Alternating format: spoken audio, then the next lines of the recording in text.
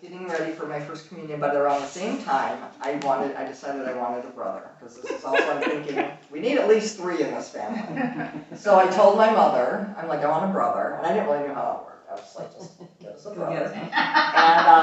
And she was like, and it was kind of, at the time I was like, huh? Now I think it was a little bit, she was sarcastic, and sarcastic made me a little mean. And she was like, you'll have to ask your father. But I didn't know my father. He didn't live with us. I didn't have any way to get in touch with him. I had no relationship with my father. So it was like, that was kind of like, but in CCD we were learning, the Lord's Prayer, which we called the Our Father and the Hail Mary. So I was like, okay, I'll ask my father. So I started praying. So every night, I know pretty much nightly I did the Our Father and Hail Mary because they told us that's what you need to do. And I don't know if every night I asked for a brother, but nights go on and prayers and prayers. And it's just a one-way, like when you learn as a Catholic, it's just a one-way prayer, going to God, praying. When I was 9, on Christmas Day, there was a knock on the door, and my mother went to the door, and then she was just like flustered, and she was like, Irene, go downstairs, your father's down there. Like, you're a 9-year-old, you're like, never met this guy in your life that you know of, and you're like, okay.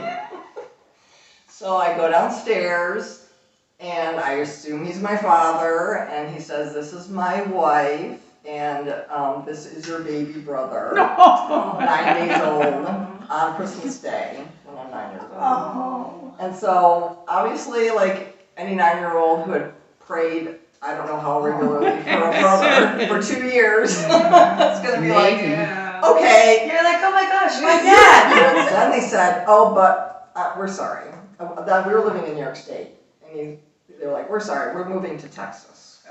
So I'm like, so it's kind of like, I got my brother, but taking him to Texas, that's kind of a bummer, but okay, I got what I wanted.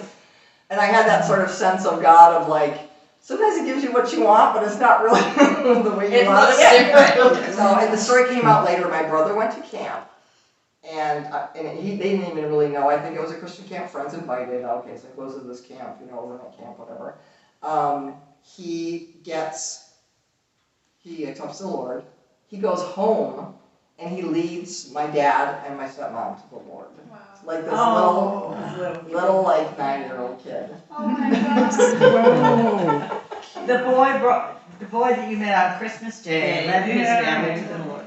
I know, and the weird thing was it took me so long. I was on a bus with somebody telling this story, and I was like, oh my gosh, I prayed for a brother. You gave me a brother on Christmas Day. You led him to the Lord. I'm telling this to God. He led my parents to the Lord, and they came back and said, hello, we exist. I guess we should actually get to know you, because now we realize we kind of let you down. Wow.